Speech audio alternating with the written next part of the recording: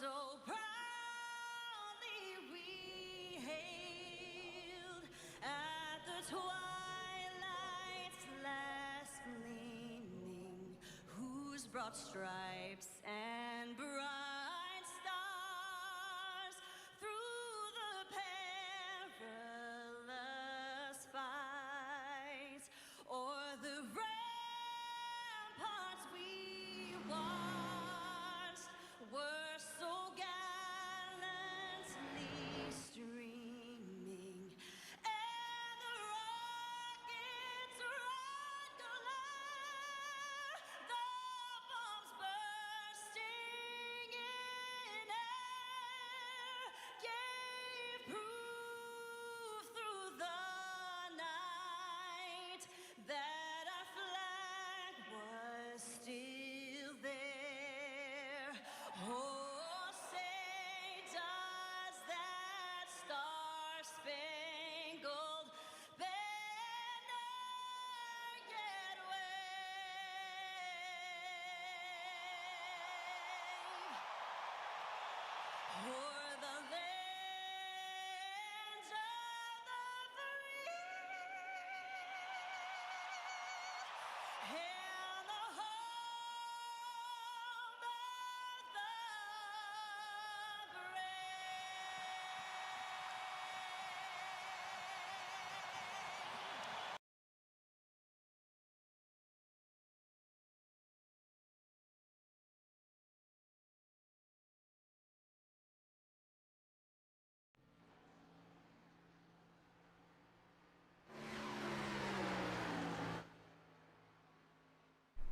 Welcome everyone to the Bluegrass Iracing series.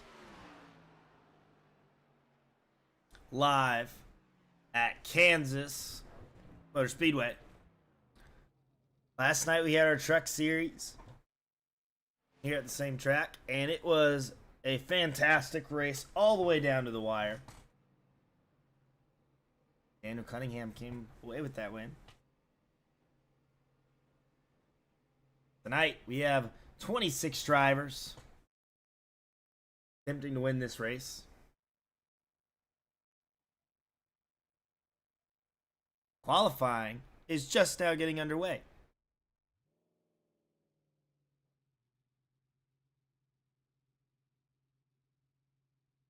And as soon as they start going out on track, we will get coverage. And really quickly going into tonight's race, a few pretty good races already so far here in the Xfinity series. So far, Alex Penn picked up the win at Auto Club. Jim Ott picked up the win at Las Vegas, and Michael Kostek won last week at Pocono. They are all three locked into the chase. David Farmer right now, though, leads by 12 points over Alex Penn in the championship standings. Hopefully sooner or later we can get a image of that on screen so everyone can see it. But nevertheless, let's go out on track right now. Sean Kostritza. See him warming those tires up, getting them ready. Alex Penn's out on track. Matt Grenier's out on track.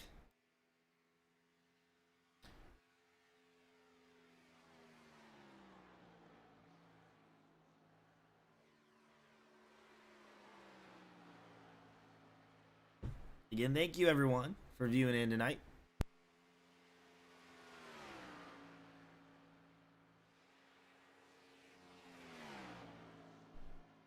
Matt Grenier, Jonah Colbert right now up front. Colbert right now in that 31 machine.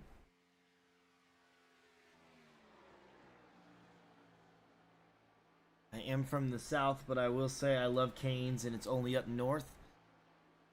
Oh, Jonah Colbert into the wall pretty hard. And let's go back and see if Matt Grenier clocks in a better time on that second lap, and he will. Matt Grenier.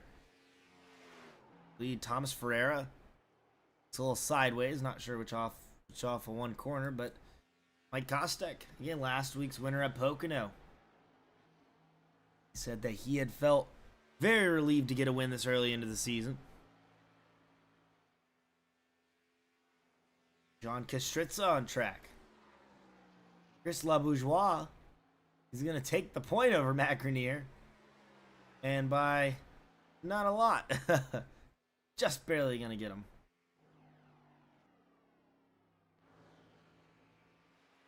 And Sean Kastritza gonna clock in 10th on that lap. Adam Lancaster's out on the track. Jim Ott also out on the track right now. Jim Ott, I believe, is gonna clock in his second lap there. And not faster than his first one. Jason Harrison right now up to 8th place. Nick Hashia right now out on the track. Sean Kastritza coming to the line. Kastritza will put his car into 5th right now. Daniel Cunningham out on track. Daniel's been very fast of recently. Good old buddy Tony Iverson's out on track tonight. Always good to see Tony.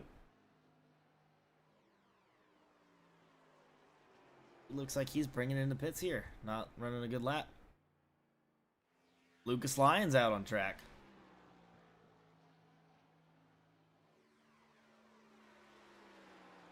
Daniel Cunningham, top of the board.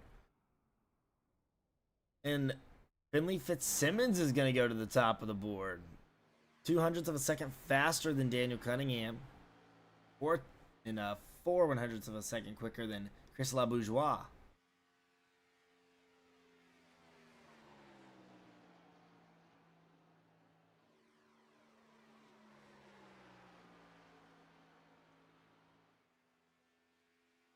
Fitzsimmons coming in for his second lap right here. Looks like it's not going to be any, or just a tiny bit quicker. Jimmy Allen. That's a very similar time to Finley Fitzsimmons. Let's see if he can make this second lap count. Jimmy Allen, very fast. We always see him out front when it's qualifying time. About 5 minutes left to qualifying. See what Jimmy Allen can do here. He's going to get very close to the wall. He's going to use the apron to get as much the track covered as possible. And look at that. Jimmy Allen up into that first place position. 31 flat. What a great time by Jimmy Allen.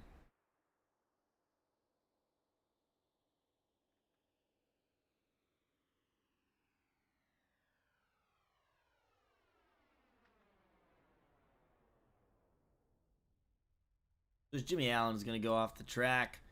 We'll wait for see if anybody else goes out. We do have a few drivers left to qualify. So we'll be looking forward to them to come out on track.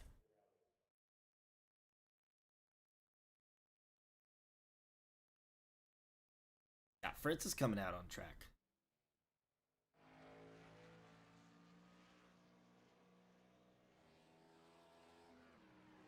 Now, really quickly, while Scott right here is qualifying, let's maybe look at a few different things while he's driving here. First off, if you look up at the top right of the screen, we have our track map where you can kind of see where everything is on the track. It looks pretty even, but it's not. And down at the bottom right, you can see how fast he is entering the corner. You know, already up 180 miles an hour out of turn 4. You're going to see Scott Fritz gonna run that high side, and you see about 168 miles per hour as lowest he gets. But right there, you see a whole 168. That means that he's carrying the throttle. It means that, you know, he's not 100%, maybe running about 50 or so percent on the throttle. It's gonna be the same thing here. Watch it stay at like 167, 168, 169, and right here he's gonna hit the throttle, and you can see it go up. And both corners are actually pretty different. You can run the outside or the inside, both of them. Scott Fritz with that first lap up to second. Let's see what he does here, and you can see that seam just left of his tires. You really want to stay on that, and this one he looks pretty high on the corner, but he's going to get in the wall right there.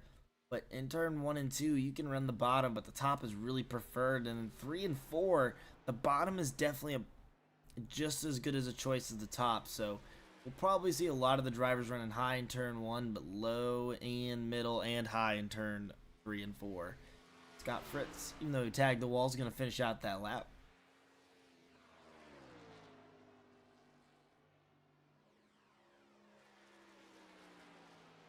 Really love to see all the support coming in for your favorite drivers tonight.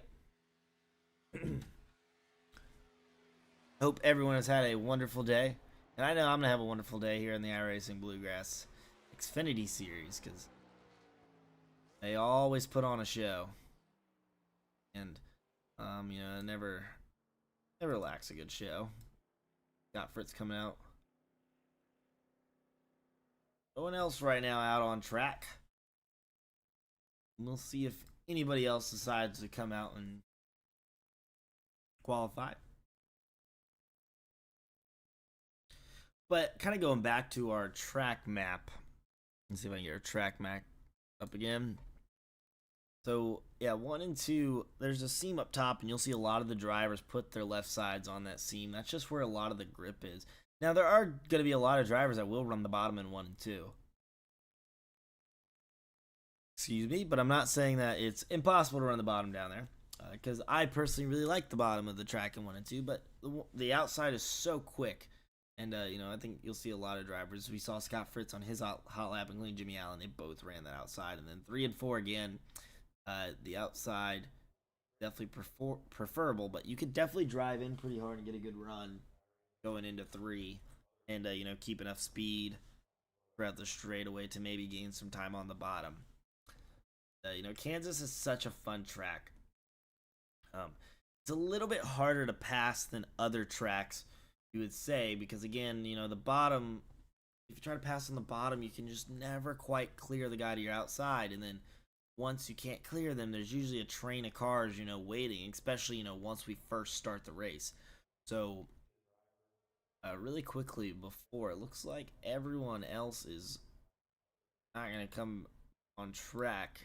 Maybe Travis Twitty, but not look like he's left pit lane yet. So, let's take a look at our weather. As you can see on the bottom right, it usually just tells me the track temp, and there it is, 103. So pretty slick track tonight. You might see a few drivers get a little bit loose, and even with that slick track, sometimes the track will get a little bit tight, and we're expecting to see tight off the corners, but loose if you try to turn it too much, from that tightness, and then also, it's gonna be a good race. And we can take a look at our race info here. See track 1.5 miles, 95 degrees, 103. A little bit of altitude difference, but not too much. 7-mile-an-hour winds. So great day to be racing out here tonight at Kansas. We get at our starting lineup here tonight. You see the drivers lining up.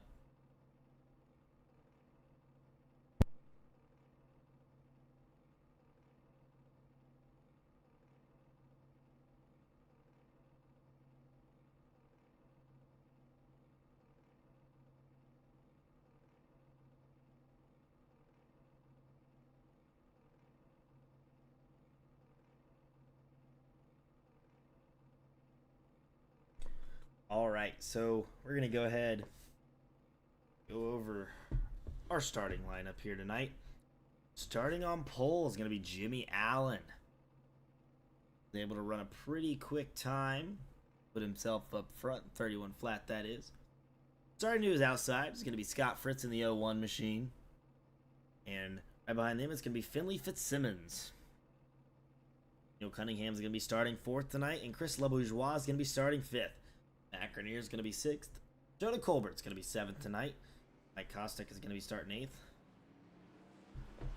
8th. Lucas Lyons is going to be starting 9th tonight. And Sean Kostritz is going to round out our top 10 in qualifying, that is. Jim Ott's going to be 11th. And 12th is going to go to Alex Penn. 13th is going to be Thomas Ferreira. And 14th is going to be Jason Ayerson.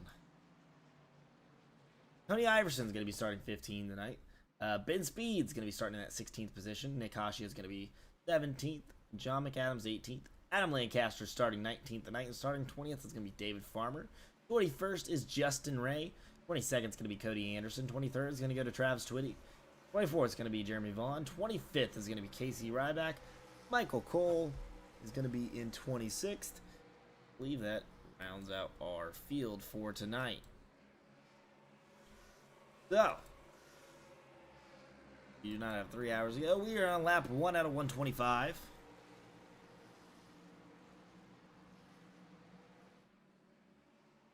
We haven't even made it to lap yet because the green flag is out here in the Bluegrass Iracing series at Kansas Motor Speedway, and Jimmy Allen's going to lead us to the green flag.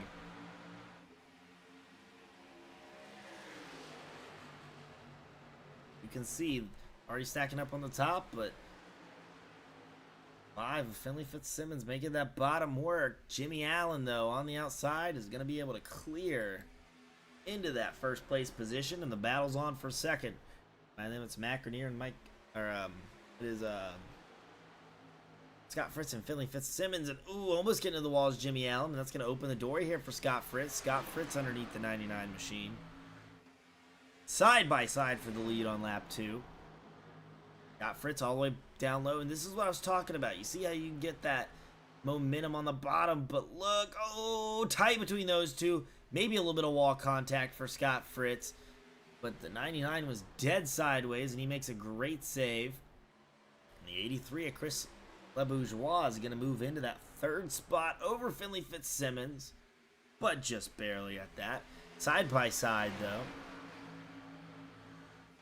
Acredier not too far behind them, battling with Mike Kostek. Battle for 7th. See Chris LeBourgeois using that bottom lane. And like I said, definitely a lot of track position to be gained down there. But just look at how fast run off the corner is. And Fitzsimmons able to do the job right there. So, Chris LeBourgeois, though, does a great job of getting into third place tonight. Scott Fritz right now our leader. See John McAdam and Adam Lancaster battling. It's the battle for 16th. Right ahead of them is Jim Ott. You see on the outside of Ben Speed.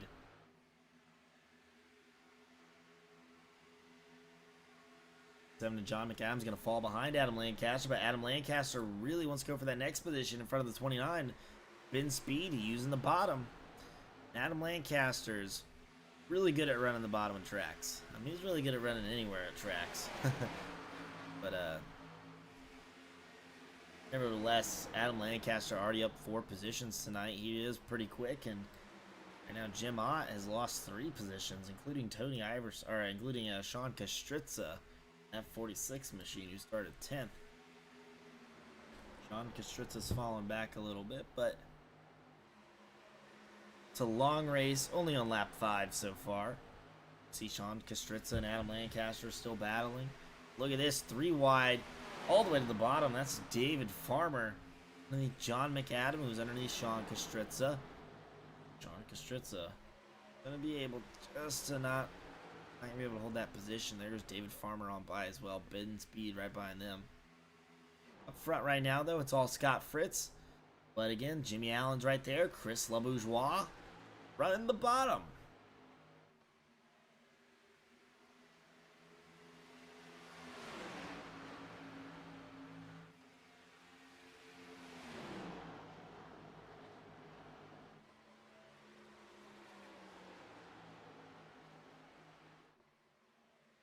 LeBourgeois trying to get underneath Jimmy Allen there, not able to do it. Here he'll get underneath him.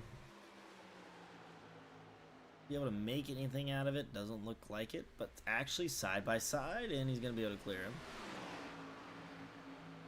Like Adam Land are a little bit behind them. Ben Speed and Sean Kastritza still side by side.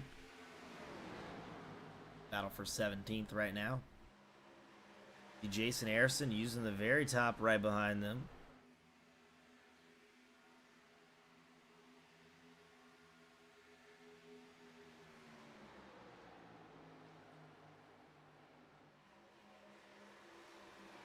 Jeremy Vaughn trying to look underneath the Jason Harrison, not going to be able to do it.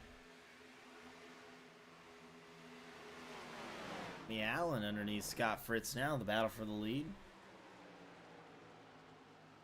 Scott Fritz going to be able to hold him off there for the meantime. Finley Fitzsimmons still in 4th. Daniel Cunningham still in 5th. Colbert up a position in the 6th right now.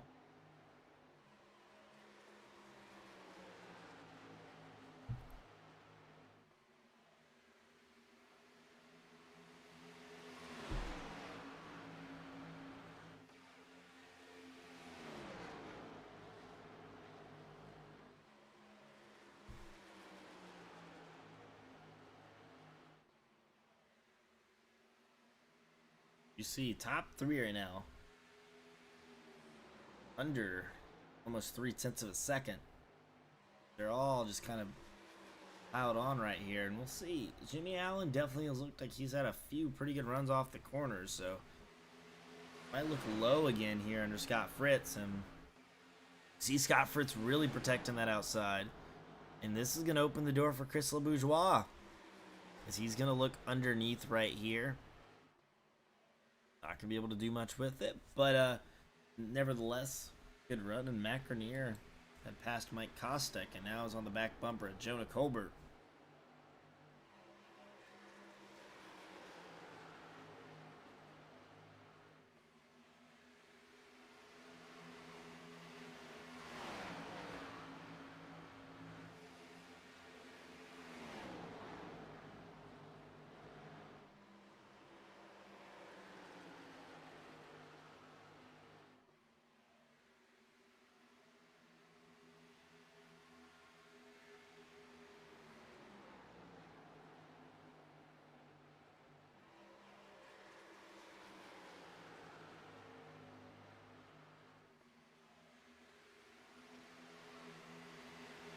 File mainly for much of the field right now. I think maybe Tony Iverson right now in the battle with Adam Lancaster.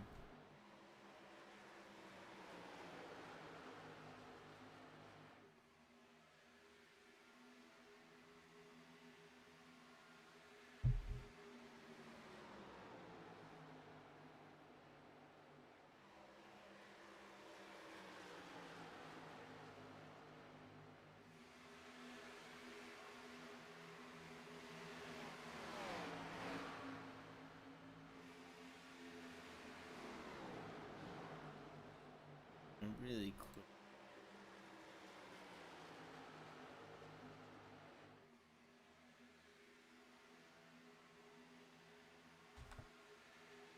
Tony Iverson by himself right now.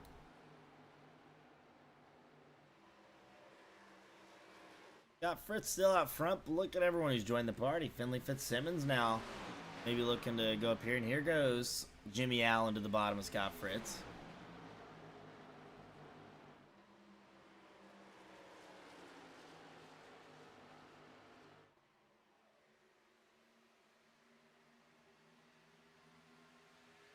Side by side down the backstretch.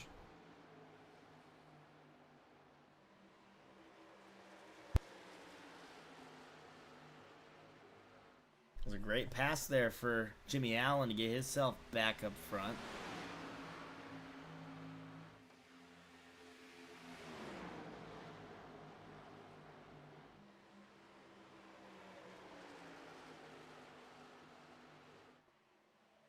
And here comes Chris LeBourgeois. Maybe gonna try to make a move underneath Scott Fritz here. Not gonna be able to do it, and right below them is Finley Fitzsimmons in that 5 machine. Looked fast so far.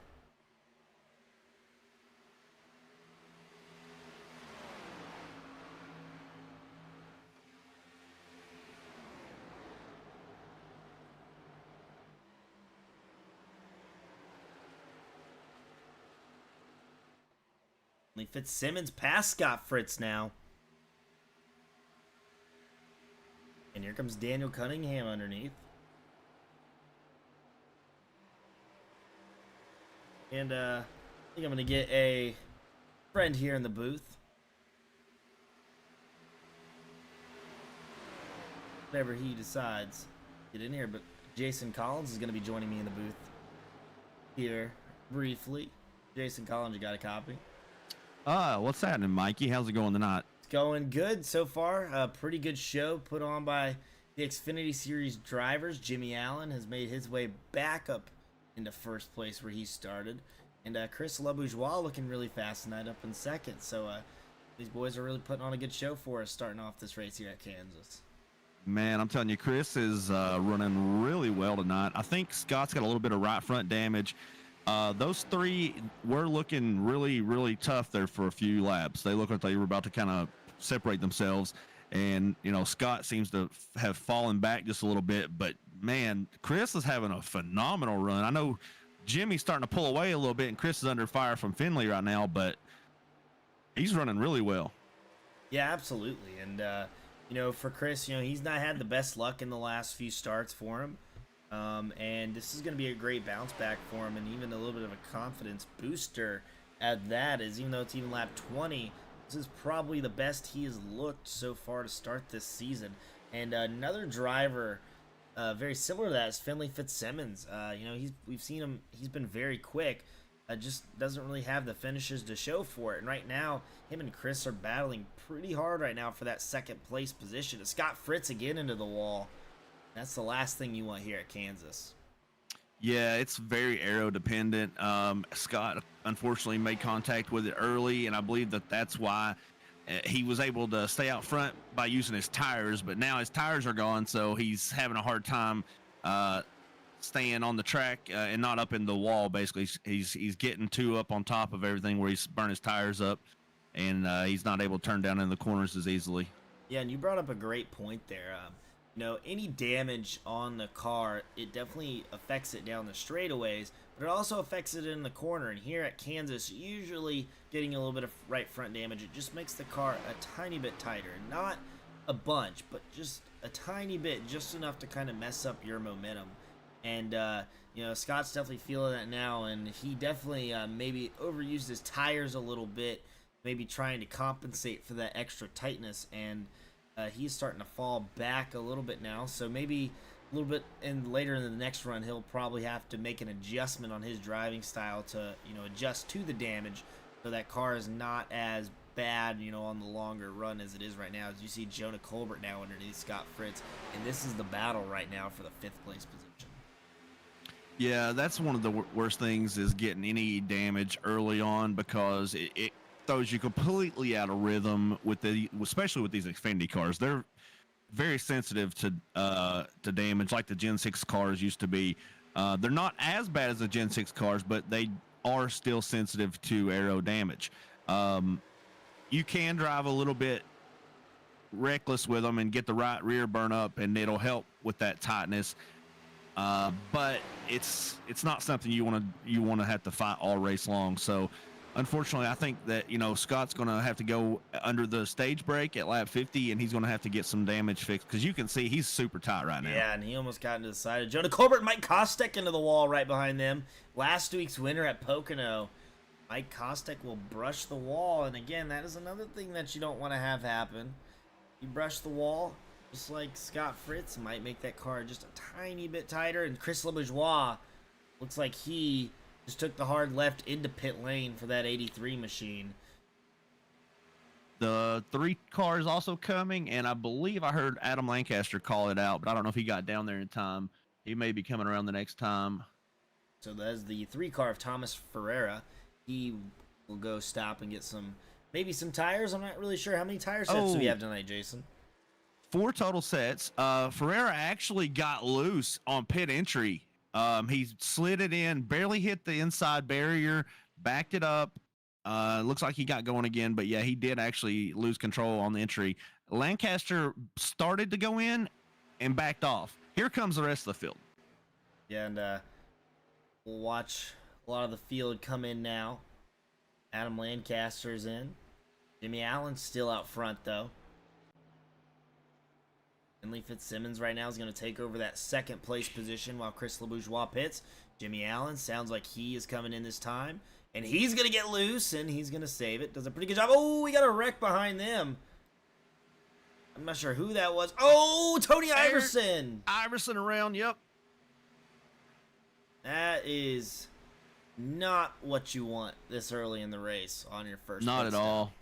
And, the track definitely is slick, but, trying to get into the Kansas's pit road, it doesn't really feel like there's much of a banking difference compared to other tracks like Las Vegas or like Texas. Like it kind of just merges in.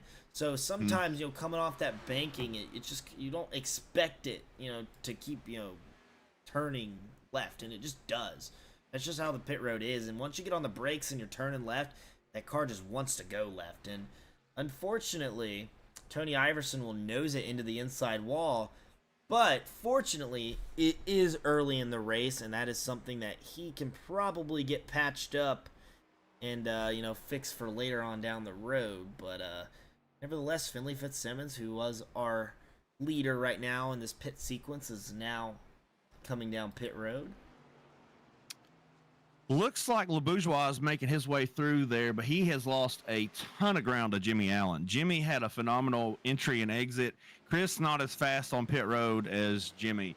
A lot of these races are won and lost on pit road entry and exit, and that would be something I would tell Chris he probably needs to brush up on right now because Jimmy just spanked him. Yeah, and we saw Jimmy coming down pit road. He was sideways coming down pit road, and still beat Chris out by a lot. Yeah, but I mean, there's nothing wrong with being sideways. That's more of getting into the pits as hard as you can. And one thing about the pit roads here, especially on iRacing, is that you can get in faster than the dictated speed limit. So the speed limit here, I believe, is 45, 55, somewhere around there. And 45. Finley Fitzsimmons pulls right in front of Jimmy Allen. I don't know if Finley saw him, and that was a close call. But extremely. Going back, if you watched Jimmy Allen, he really drove it in there, kind of got loose, and he probably went in maybe 20 mile an hour faster. But because he slammed the brake and was able to kind of get down under speed for just a quick second, kind of evens it out and might even gain you some time. And I think that's exactly what happened. He really just drove it in, and you don't really lose any of that extra entry speed. But Chris LeBourgeois is not that far behind. He is he's only in a few. Was he like 7 seconds right now? No, he is actually not. He closed the gap. Oh yeah, he did close the gap. He's at almost half a second right now. And he's underneath Finley Fitzsimmons right now, who is on fresh tires at that. So Chris LeBourgeois getting pretty good here early, and he's gonna go past Jimmy Allen. He's attacking Jimmy. Yeah. So this brings me to this race, and looking at the stage break here. Our stage break is going to be at lap 50, correct? Yes, into 50. I think Jimmy didn't take tires and Chris did. That would actually have to be it. You're right. Jimmy definitely. Yeah, I'm looking at pit times now. Jimmy had a 7.8. Finley had a 7.9. Most of these guys didn't take tires. Yeah, so Chris took tires, and Michael Kostick took tires. Yep, and also another driver that took tires was Cody Anderson in the 42. Yep. Everyone else, it seems like they just opted to fill up on fuel. And again, you said we have 4 tire sets, which means that we have 3 extras in the one you start with.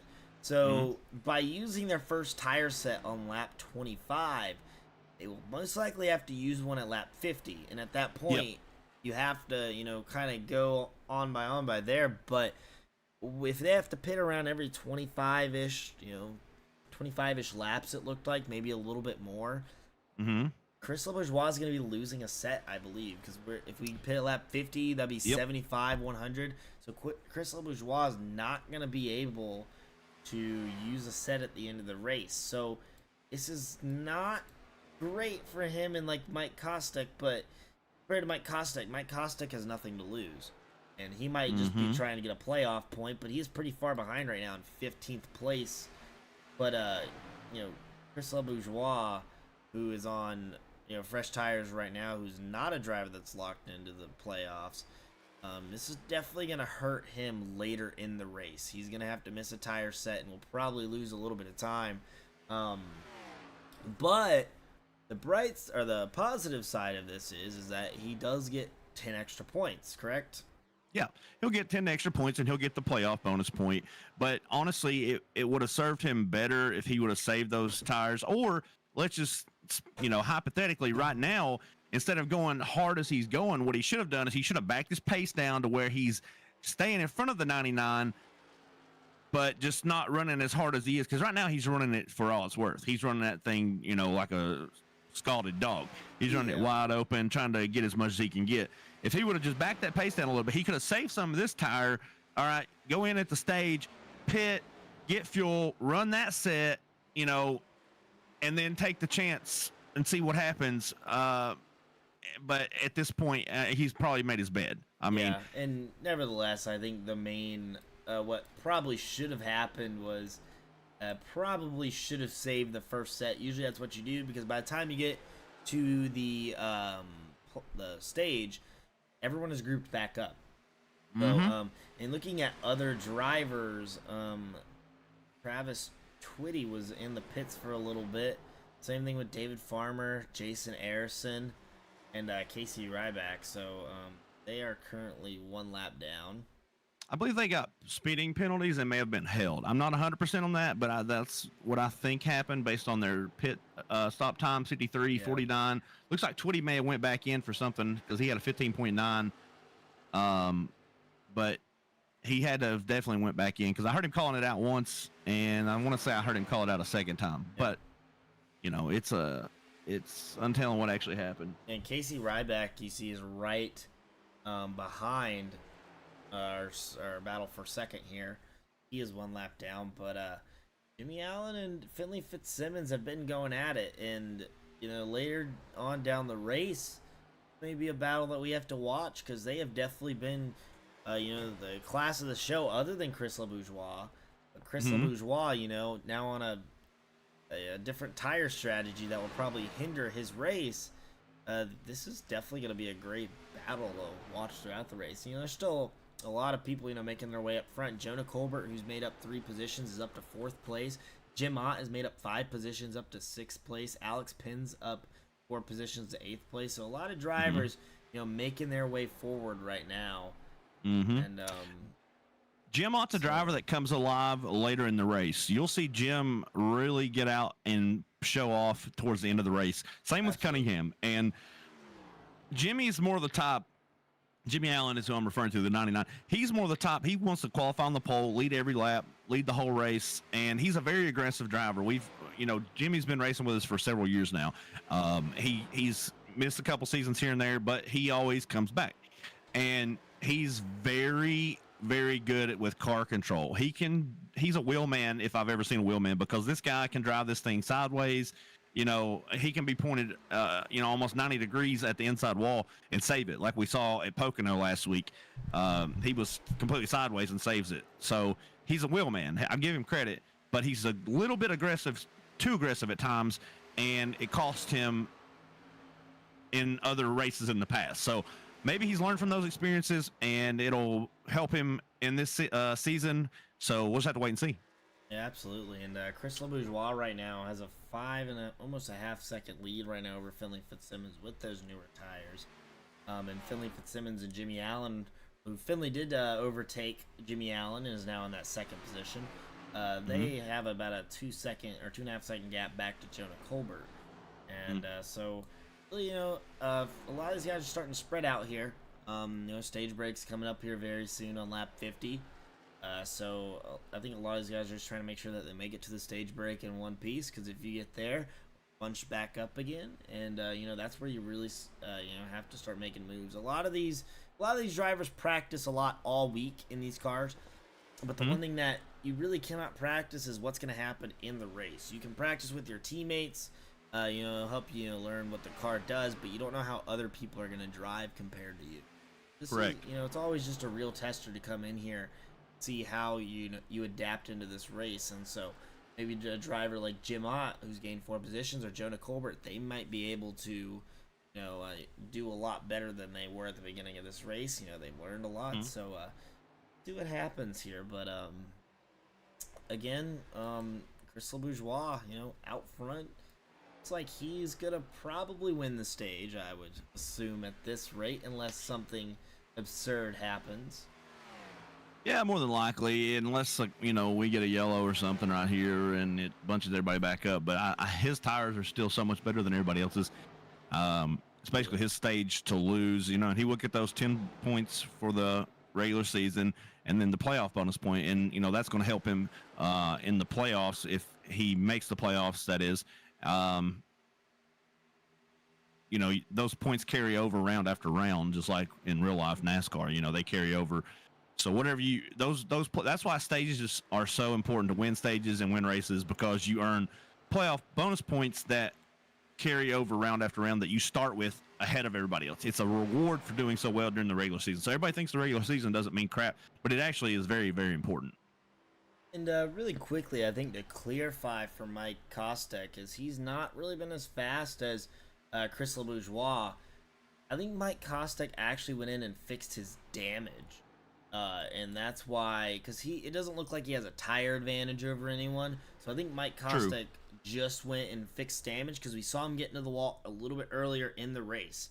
So, I believe he was probably just in fixing that damage, and that's why he had a 14-second pit stop compared to maybe like an 8 of not taking tires. So, Mike Kostek is not on the strategy, which means that Chris LeBourgeois and I think the 42 of Cody Anderson would be the only 2 cars to have taken tires.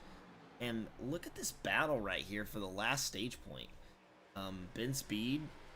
Yeah, I was getting ready to just say something about that. So the 47 actually just got into the back of Twitty, the 19. He just kind of moved Twitty coming off the corner just enough.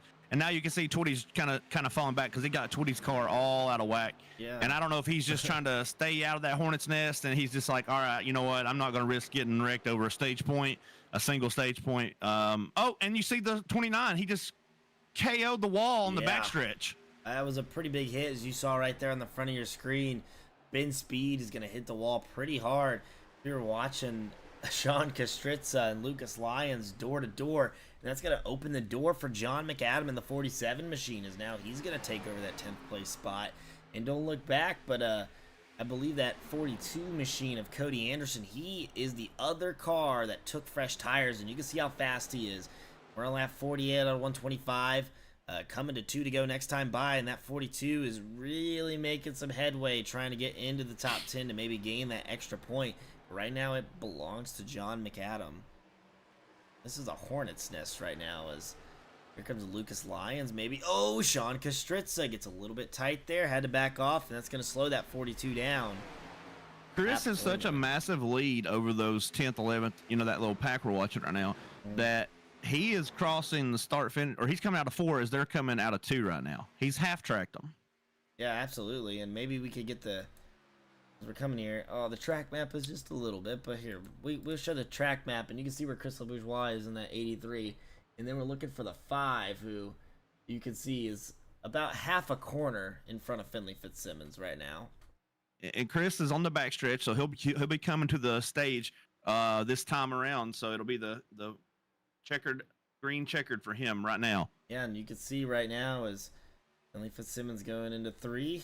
Chris LeBourgeois is coming out of 4, and Chris LeBourgeois will win stage 1 here at Kansas Speedway. Caution is out. Caution is out. The caution now thrown. Definitely a very interesting stage. A lot of action going on. You know, it's not like you know, massive, you know, wrecking everywhere, but these guys really are putting on a show right now on the track. As we saw that battle for 10th, John McAdam ended up coming away with that 10th place position. Cody Anderson, who maybe tried a different strategy to gain some track position, it's gonna probably hurt him in the long run, as now he has a set less tires. Same thing with Chris LeBourgeois. He won the stage, but maybe we can see if we get a word with him after his pit stop. But nevertheless, Chris LeBourgeois is going to win the stage. Finley Fitzsimmons will be 2nd. Jimmy Allen ended up getting 3rd that stage. Jonah Colbert 4th. Daniel Cunningham got 5th in that stage. Jim Ott will be 6th. Alex Penn 7th. Matt Grenier 8th. And then Scott Fritz was 9th. And then John McAdam was 10th. Those are your top 10. And let's see if it should be open this time.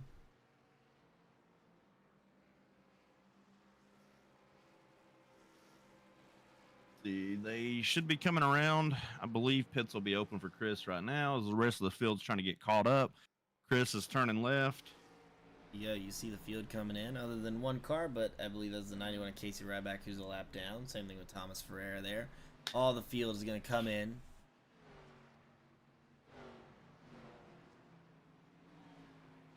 And a lot of those drivers who have just put 50 laps on their tires are going to be very happy to have some fresh good years on their car.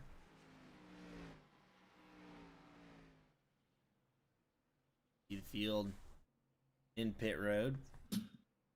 On YouTube, Jason Bridges says, "My Cajun kinfolk with the stage win, high side hustlers." And Crystal Bourgeois out really early, and your guess was right. He did not take tires there. Finley Fitzsimmons will be out second. Jonah Colbert's going to move up to third. And, yeah, not quite sure where I see Jimmy Allen. It looks like he is chilling in his pit stall right now. So Jimmy Allen, you know, one of our faster cars of this race. He is that yellow car that is just kind of chilling there. So Jimmy Allen must be fixing some sort of damage that he may have got. Not 100% sure. Yeah.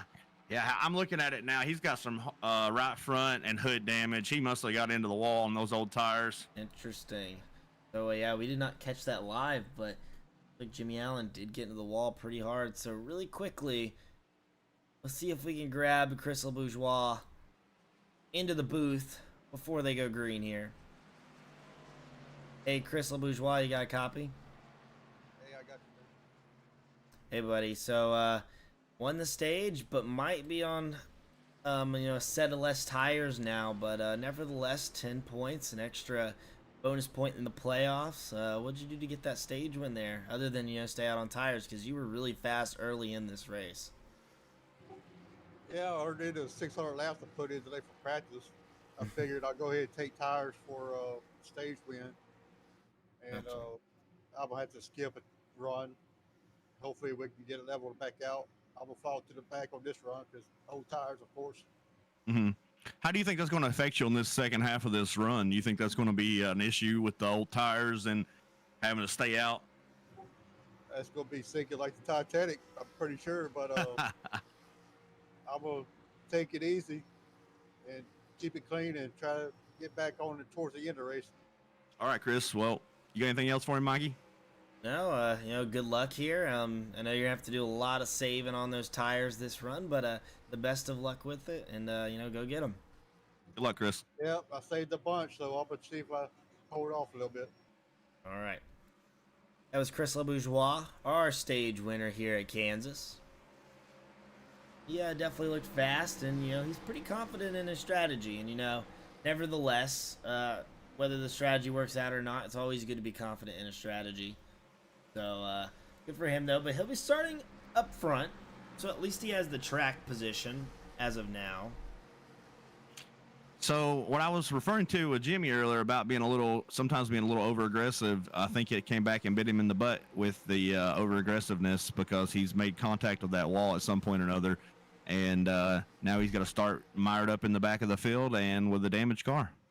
Yeah, not sure what happened to him, but obviously Jimmy Allen at 99 machine did make contact with something on the right side. So, but Another name to look out for in the second stage of the race is going to be Adam Lancaster. He'll be coming live longer this run goes, I believe.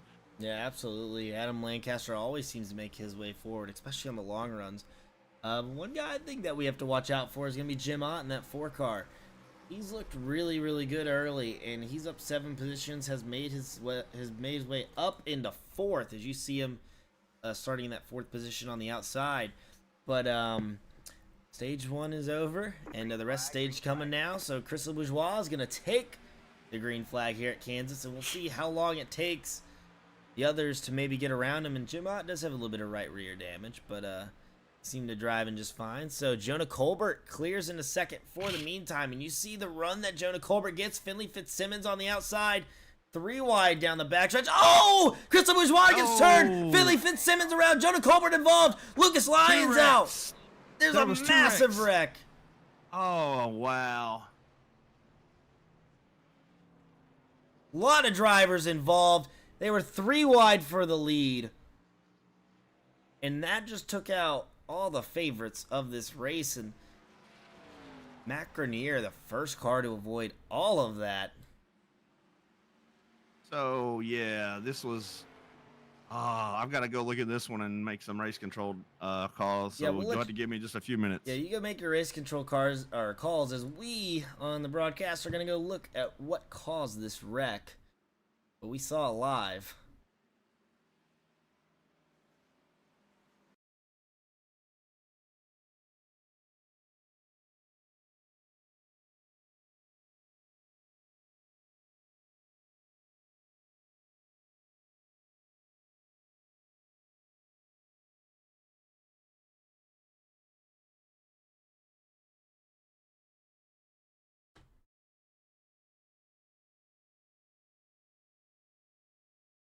All right, so we're going to watch right here. As you see, Chris Bourgeois 3 wide with Jonah Colbert and Finley Fitzsimmons, and I'm not sure really. It looks like, I mean, they're just 3 wide. They just make contact and unfortunately collect Finley Fitzsimmons. Jim Ott does a fantastic job of turning as far left as he can.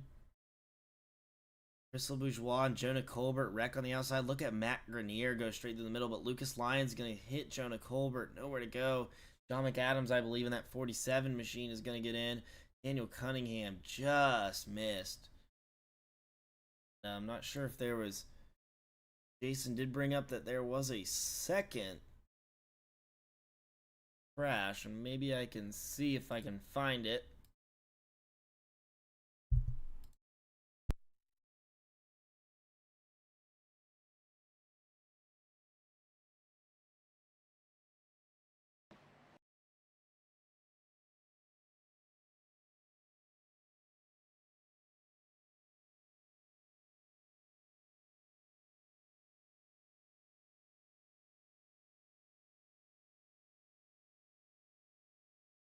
So, all right, there was also a second incident here. And this was while they were wrecking in front. This is a 42. Gonna slide up into Scott Fritz.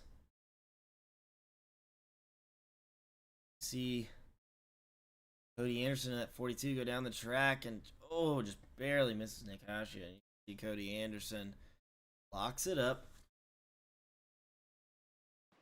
And he's going to lock it up before he does any damage. But a lot of drivers with a lot of damage caused from that wreck. But out of all this, Jim Ott right now will be our leader. Sitting in the catbird seat right now. Yeah. He come out unscathed. All 3 of those guys, kind of took themselves out, and they were all fast because those were your top 3 in the stage, or well, not in the stage, but after the stage, they were up front, and Jonah was running well. He was a top 5 guy in the first stage. I know Chris won, and then Finley was second, right? Mm-hmm. But yeah, those guys unfortunately took themselves out. Now you've got Jim. He's sitting there in the pretty seat. You've got Alex right there with him, Cunningham, Grenier.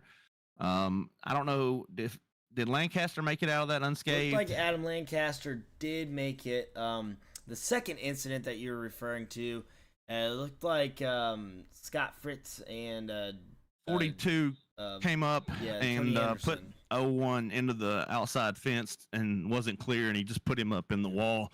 This might give us a better view, and you see Jonah Colbert kind of go down and Crystal Bourgeois kind of come up. That's just the risk of being 3 wide here, and you can see Jim Ott, look, he had that car sideways. He was turning right to go left. Yeah. And nevertheless, he did a great job of avoiding that wreck, and you can see right behind him again, I mean, Daniel Cunningham in that 08 did a fantastic job, and also Alex Penn in the 30 did an amazing job as well. So, the lights are out on the pace car, so it looks like we're going this time by. And Jim Ott has elected to take the outside. The first leader that we've seen take the outside here. And Alex Penn made his way up to second. So one wreck creates a lot of opportunities for other drivers. And looks like the pace lights have come back on, so we are going to be going 1 extra lap around. Yeah, we were delayed. But see Matt Grenier right now in that fourth place position. Cunningham in 3rd. Right behind them, Sean Kostritza in 6th, and Mike Kostek rebounded very well after tagging the wall. He is now up to that 5th place position, and in Ben Speed, we saw him get into the wall. Ben Speed right now is in 7th. Justin Ray has made his way up into the top 10. He's in 8th. Jimmy Allen in 10th right now. After, he said they took a pretty hard lick on the right side of that car. He has made his way back up into the top 10. And right below him in 9th is Jeremy Vaughn. I will say, I really wish Jeremy still had Iceman in his name. That was my favorite one to say last season. Jeremy Iceman Vaughn. I believe it. But nevertheless, this is going to create a lot of new opportunities. Jim Otten and Alex Penn have both won this season. The only other driver to win is Mike Kostek in that 8 machine. So, previous 3 winners are in the top 5.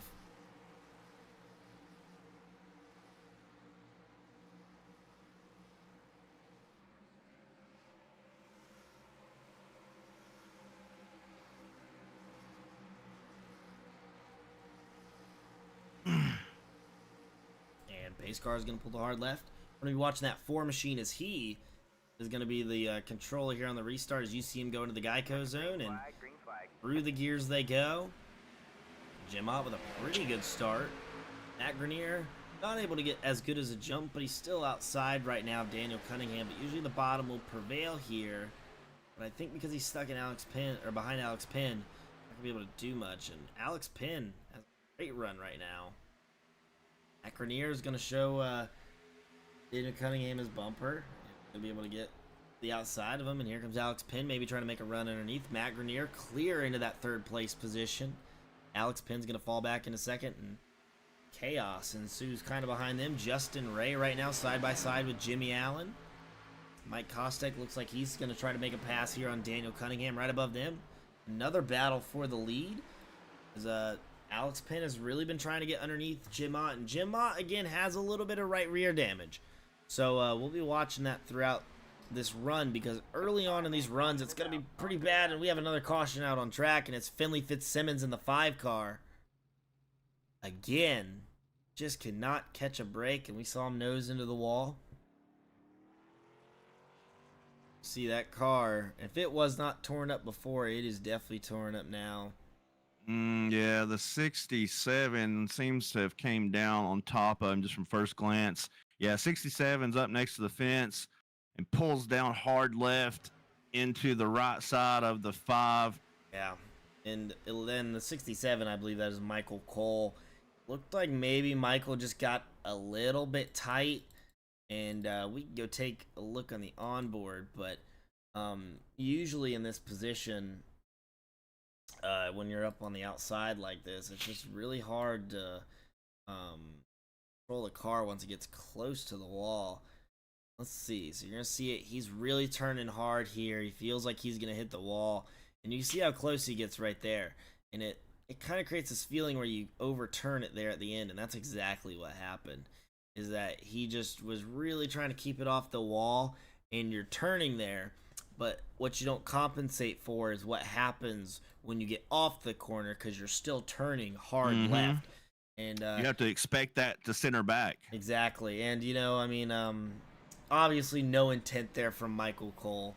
Definitely a accident, but I'll bring out our 3rd caution of the race and our 2nd for an incident. And so Jason, I know that you've definitely put some laps in on iRacing. Where does Kansas rank as a track for you? I feel like this is definitely a fun track. There's definitely different grooves, different lanes you can run. Each of the seams just kind of have their own grip to it. What do you really think of this track? I love it, and I feel like it's one of the better tracks on the simulator. This Chicagoland Auto Club are 3 of my favorite tracks on the sim, just because the multi-groove racing that they offer. You can run the top here, and really, if you know how to run the top here, you can really manipulate the car to do what you want, to save tire and have tires at the end of a run and loosen the car up. You can really loosen the car up a lot. You got to know exactly, there's a fine line, there's a threshold you have to be aware not to go over, though, because you can get loose in an instant with this track. I really like running open sets here. Open sets here are a freaking blast, dude, because you're just driving the car sideways on the right rear the whole time. Yeah. So let's go ahead while we are under caution. I think we have time to maybe see if we can get another driver to the booth. And I was thinking about maybe pulling Matt Grenier up here, because he's in 3rd. He's made his way up to 3rd. So let's go talk to Matt Grenier here. Hey, Matt, you got a copy? Yeah, go ahead. Well, up to third place. Definitely missed one of the bigger wrecks that we've had so far this season. And how you feeling? It looks like you're able to make up positions, looking very comfortable in any lane that you drive. So tell us how your race has gone so far.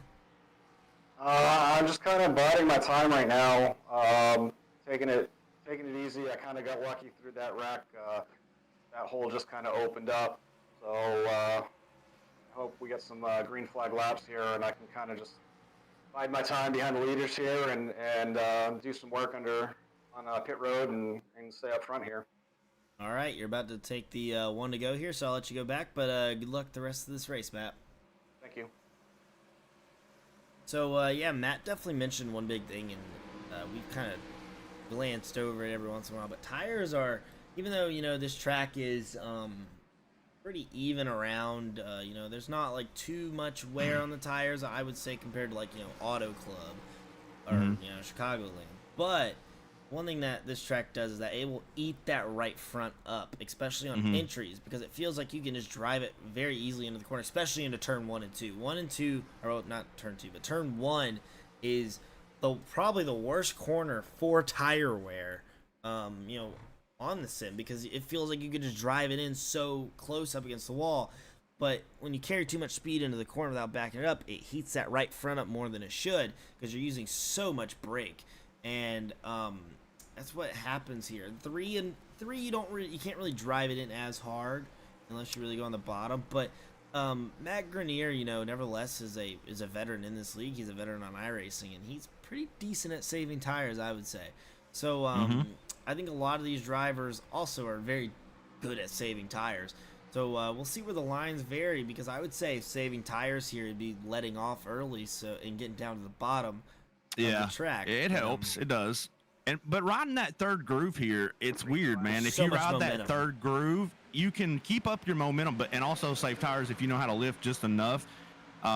You don't want to fully lift, just about maybe half to quarter throttle, something like that, and then you just kind of slowly roll it back to where you're spinning the right rear just enough, and then you kind of late apex it. It's really good about saving right front here. It's weird. At least for me, that's how I've learned to do it. And Mike Kostek took over that third place position, but Matt Grenier took it right back there. You see him drive on that bottom side. Battles on for first. Alex Penn on the bottom, Jim Ott on the top. And remember, Jim Ott has a tiny bit of damage, but 1 and 2, let's see how far Alex Penn drives it in. He's going to drive it in really hard. He's not going to be clear here, though. So this is where it kind of gets being on the bottom, is that top really just has the momentum going for it. But Matt Grenier's not really running the top. He's kind of running like a middle. You see him below that top groove. But Jim Ott is really putting his left sides right on that grip, and he's able to keep it there. And he's doing a pretty good job as Matt Grenier, you see, trying to maybe make a move here for that second place. Trying to peek his nose on the outside. Won't be able to do it. And a little bit behind them, Adam Lancaster, Daniel Cunningham right now battling for the 7th position. You see, Jim and Jimmy are running the line that I would typically run if I were racing here. Is I would, want to stay up high in 1 and 2, and then try to get down to the bottom if I can late in 3 and 4 with a late apex right here. You'll see Jim start to cut down the track, but he doesn't come all the way down like I expected. But that's also because he's trying to save tire. He's trying to save right front. So he's keeping his momentum up, and he's saving right front by doing that. Yeah, Jimmy right now, Jimmy Allen, he has made his way back up into that top 5 after, getting a little bit of damage. So, that 99 is quick, and he's actually going for third, and he'll complete the pass for third. I just think that running the outside here for too long is just going to put too much wear on that right front tire. So, like, if you're someone like, Alex Penn right now, I think Alex Penn is really just trying to keep that right front tire cool, which is why you see him running the bottom and everyone else kind of running the top. Because more of, like, the theoretical, thinking of it is that, if you run the outside, you're driving it in deeper, so you're putting more heat into that right front, because more brake, because we got a caution out on track. Involving the 3. Yeah, that's Thomas Ferreira. That car looks junked. Yeah, he actually there. We'll see if maybe we could figure out what happened if we got this on. We did. Looks like he came up from the bottom a little bit here. Yeah, we got and on just kind of made screen. contact with the left front of the 91. 91 Casey Ryback. You see him on the outside here. And I believe it's actually going to happen in the next corner. You see going down the front stretch here, side by side with Casey Ryback. And at that time I believe, was a battle for position. Or no, Casey Ryback did get on lead lap. And, ooh, that's kind of, yeah. That's a tough one because Casey's already turning down into the corner right as the 3 gets there, and the 3 actually goes up right. It's a tough one, man. Like, Yeah, I mean, I think it's I don't think this was like, anything to and I know we don't really use this camera a lot, but I like looking at far chase. This usually will tell the story. And right here, so Casey Ryback is, probably a little bit lower than where Thomas Ferrer is thinking that he's gonna be. Really, you would expect that car on your outside to be right up against the wall. And the 91 starts turning in right as the 3 gets to where he's wanting to turn in. The 91 starts coming down. Yeah, and I mean, Thomas Ferrer actually looked like he didn't even really move his lane. Looked like mainly the 91 and Casey Ryback just kind of came down. I don't know if maybe he was expecting him to be clear or what, but let's bring out another caution here. And Matt Grenier right now out front, and it looks like a lot of the field has pitted. And Mike Kostek looks like he'll come out first. And looking at pit times here, Mike Kostek and everyone came except for Matt Grenier. It looks like they may have only just taken fuel. Maybe Jim Ott might have taken tires. Jimmy Allen, Alex Pinn, Adam Lancaster. It looks like all these guys have put in 14-second lap time or pit times, but Mike Kostek, Sean Kastritza, Daniel Cunningham, Jeremy Vaughn, they all put in about 6 to 7 second lap or pits, pit times. So varying strategy now when we get here into this race, and really quickly, we're on lap 75. So if we were on that 25 lap. Just kind of going every 25 laps. It would seem that, we'd use a set of tires here. Yeah, you would think most of these guys would have just came and took tires if they had them right here, because you can do 25 and 25 roughly, because when we go back green, there's going to be 50 laps to go. So all you would need to do is save some fuel. I think they could go up to like 27 or 28. Yeah, and they would have, and if you were one of the people that went to lap 50 on the stage on those tires, you would still have 2 more sets left, which means that you would use one maybe at 75 and then lap 100. So I'm not 100% sure why some of these guys didn't take tires, but I will say the beneficiary of this all is going to be Chris LeBourgeois, as he is now able to use another set of tires, and he's on the lead lap. So Chris is in a pretty good position now, I would say. Maybe not to win the race, but maybe to make his way back up to the front. Maybe be able to contend, and who knows, he might end up winning the race. But this is definitely depending on how much damage he's got, obviously. Oh yeah, he was involved in that wreck. I forgot about that. He was involved in that incident off of, or in the middle of the backstretch, the 3 wide incident. But again, looking at the pit times. He doesn't seem to be too badly damaged, to be honest with you, looking at his car. And looking at the pit times, 2nd through 5th right now, it looks like they have decided not to take tires, maybe save a set, maybe expecting another caution. Matt Grenier decided to stay out for some reason. I don't know what that was about. He's kind of on the same strategy, but again, it seems like Matt Grenier would have to pit here sooner than later if he's last pitted on lap 50. And to get confirmation, Matt Grenier last pitted on lap 52. So I'm not sure if maybe he wants to go a little bit longer just to make sure he makes it all the way. I don't know. Definitely an interesting strategy. I've got nothing, because he's gonna have to make 2 extra stops it would seem like, especially if you put it on lap 52. So Green flag, green flag. maybe Matt is going to expect another caution here. I don't know. You know, Nevertheless, somebody else that's rebounded is Tony Iverson. You know, he's got some damage. Obviously, it looks like it's holding him up a little bit as Alex Penn is all over his bumper, but he's back up in, what, 7th? yeah, and he's doing a great job right now. And, you know, the guys behind him a little bit fresh tires. Alex Penn now is going to take Tony Iverson 3 wide with Adam Lancaster on the outside. Now, this is not a corner you want to be 3 wide in. I will tell you that. This corner just comes up so quickly, and even just driving 2 wide through there, that the wall always seems to grab you. And see right now, still 2x2x2 back here. You see Jim Ott now on the outside of Daniel Cunningham. That's the battle for 4th place. Jimmy Allen maybe looking to make it 3 wide now. Mike Kostick has made his way back up, and Alex Penn has been all over the bottom on this race, and he is still down there. So that's going to be contact between Adam Lancaster and Jeremy Vaughn. But it looks like both drivers are going to be okay. It looked like Jeremy got a little tight there and pushed up definitely into did. Adam. You know, luckily he lifted. He saw what was happening, and he didn't do any serious damage to Adam there, and ended up apologizing. I heard him come on the radio and say he was sorry, so he definitely didn't mean to do that. Yeah, and Jim Ott right now on the bottom of Mike Kostick. It's a battle for 3rd place.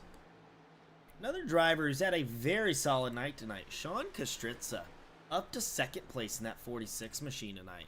He's looked very good. We've seen him he qualified 10th, and he had just been kind of hanging around there, and you know, made his way into the top 6 or 7, and he's stayed there. And right now he's in 2nd right now. He was one of the drivers that decided to maybe take fuel only that last stop.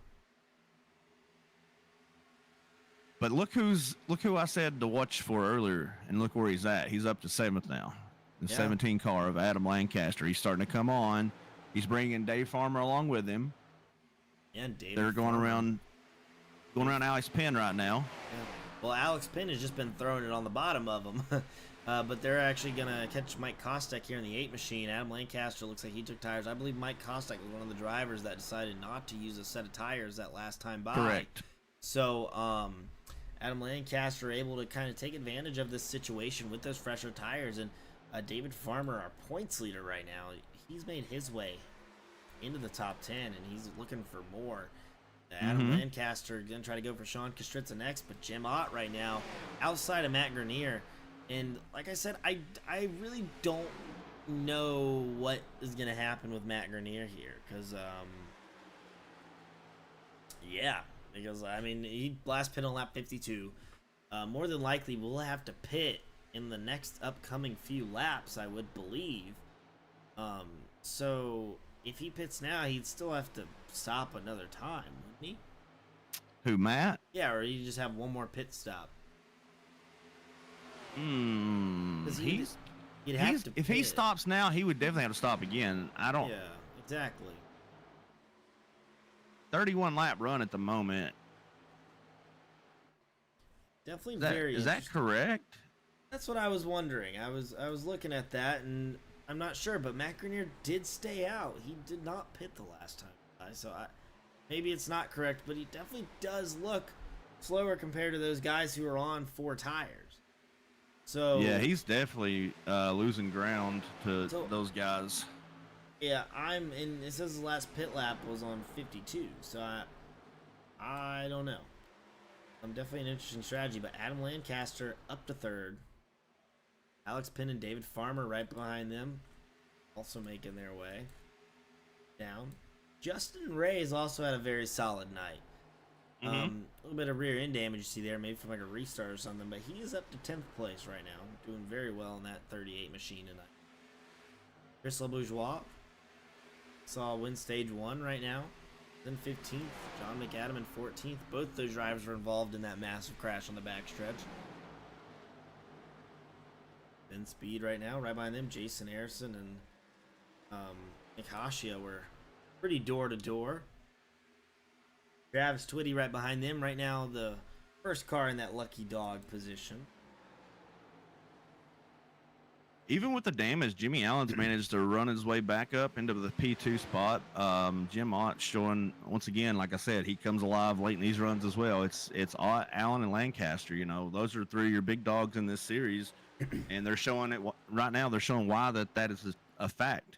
Yeah, and again, right behind them, Alex Penn and David Farmer, two other drivers that we constantly see up front. So, always at the end of these Jimmy races. Allen into the wall. Yep. And Like you got a little tight there. Yeah, he just needs to be careful. You don't want to overdrive this track because, that's gonna happen, and it's such an easy track to overdrive. And I've kind of put it at that outside it feels so like at turn 1 it feels so wide, but at the same time that the corner exit is where it usually gets you because it feels like you can get on the throttle, but then that corner it's just there. You don't expect it to be sometimes.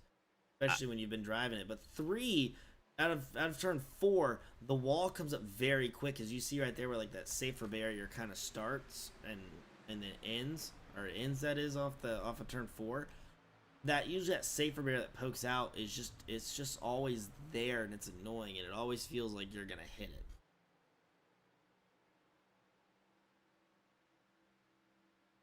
Well, if you notice, though, like I said earlier, a lot of the main thing you're seeing right now, these top 3 guys, they're riding up in that third lane. Even Farmer's in that third lane. Penn's the only one that seems to be going down to the bottom. Yeah. So,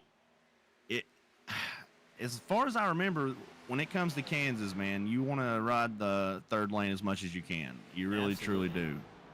I don't know how much that's going to hurt them later, because you do have to adapt. Once the tires start to go, you have to be aware of that, and you've got to be able to back it up a little bit and back it up a little bit, and I will see what happens if any of these guys. I see them getting really close to the wall. I see Adam getting really tight, and that may allow Alex to get back around him. But this is where they have to understand they've got to switch it up a little bit now. They've got to back their corners up more, and they're not doing that. And you can see that he's not doing that enough, and that's why he's almost making contact with that wall.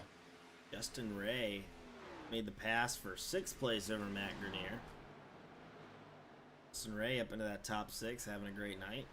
Now, I will say, like, and you can see Adam Lancaster so close to the wall. I love Alex Penn's, line. Like, if I was driving this track, this is what I would do, just because I feel like there's just less heat on the right front the way that he's driving it. And, the only thing, though, is that you can only go about, 27 laps on fuel. If this was a 50-lap run, no doubt you would want to be letting off early and getting down to the bottom of the track. But because it's only, a 27-lap run, you can afford to run the high side of the track for, 20-plus laps and be okay. And the tire wear won't really show its face until, you get to a lap like 15 to 20. And then you may experience some differencing in, like, heat fluctuations and stuff, which makes your car a little bit quicker than others. But, Alex Penn, though, I do love the line. I think it is, it brings some versatility to this race, I would say, because everyone else is really running the top, and Alex Penn has that bottom roll, and as he's now looking underneath Adam Lancaster now, and he's there. I think he's going to be able to get side by side. The only problem is that you can't drive it in too hard here. You've got to be nice and easy and trust that you'll get it on the front stretch, but he's just going to clear Adam straight up, and Alex Penn up the 3rd place now. So, one quick note, Matt Grenier did just make his pit stop. He's currently getting tires. He's rolling out, topped off, so he can apparently make it to the end of the race, I believe. He must have known something that everybody else didn't know, because he went 40 laps on that run, which I know some of them are caution laps, but maybe it's a possibility that he can do the next 33 laps without having to stop again. And if that's the case, these other guys have to stop. Maybe that's why he stayed out. Yeah, and I could be wrong, but someone just made contact with the wall off of turn 4, and I don't know if it was Alex Penn or not. I saw a little bit of smoke, so I'm not 100% sure. Nevertheless, it did not look like it hurt anyone. So, but yeah, I was surprised because, the first stage, they were, only going about 25 laps before pitting. Maybe they were just splitting the stage in half. I have no idea. It's possible. It's very possible that that's what they were doing, was splitting the stage.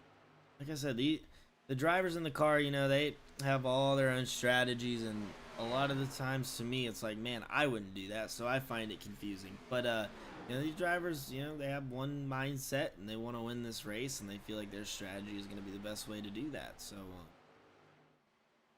yeah, definitely interesting. David Farmer's going to clear Adam Lancaster. Adam Lancaster is going to fall back to 5th.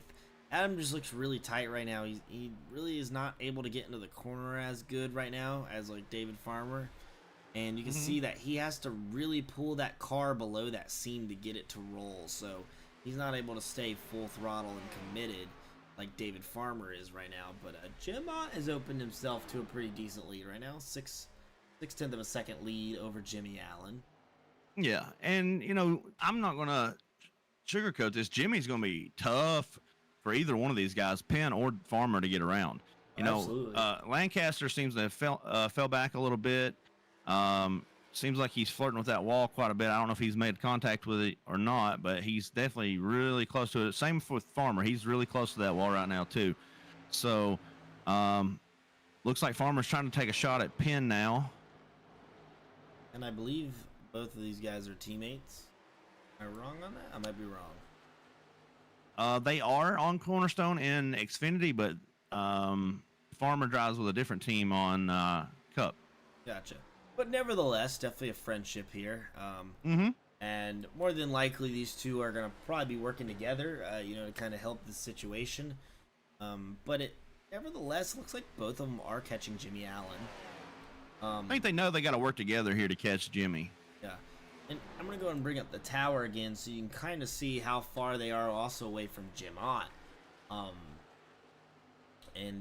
now, about 1.3 seconds back of the leader. Jim Ott is in a really comfortable position right now. Yeah, he's running, and there we got another pit stop called out. So makes me wonder if these other guys are going to split this run or if they're going to hold on a little bit longer. Absolutely. Michael Kostek is coming in right here. Yep, David Farmer also around Alex Penn now. Mike Kostek, one of those drivers who took fuel only the last stop. Comes 99, 08, 12. 99 17. is our second place driver, Jimmy Allen. He's sideways in the pits again. That's what I'm you gotta telling do. you. He's a wheel man, dude. He is. 83 called his out. 28's calling his out. Sean Kostritza in. I don't think I heard 46. John Kostritza is in the pits. Saw him. Yeah, but I don't think he called it. I'm gonna have to make a note on that. Gotta call him pits out, Sean. Gotta call him out, bud. My fault, Sean. I just caught him live on the Bluegrass Iracing Xfinity series stream tonight.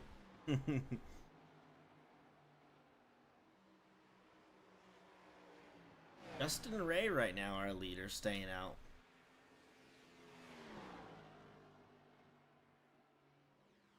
Justin Ray's going to get some laps in the lead.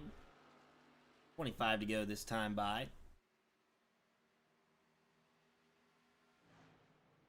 We're going to watch this battle here off of pit lane. Jim Ott went in first. See, he's getting those left sides fixed up, and it looks like he will get out ahead of David Farmer. David Farmer is now up to the 4 machine. And pretty dang close to him. A lot closer than he was before pitting, where he had that 1.3 second gap.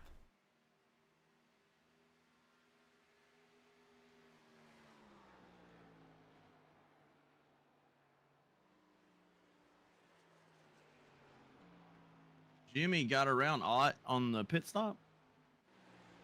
Like Jimmy did, but remember, Jimmy did also pit a lap earlier, I believe. Did he?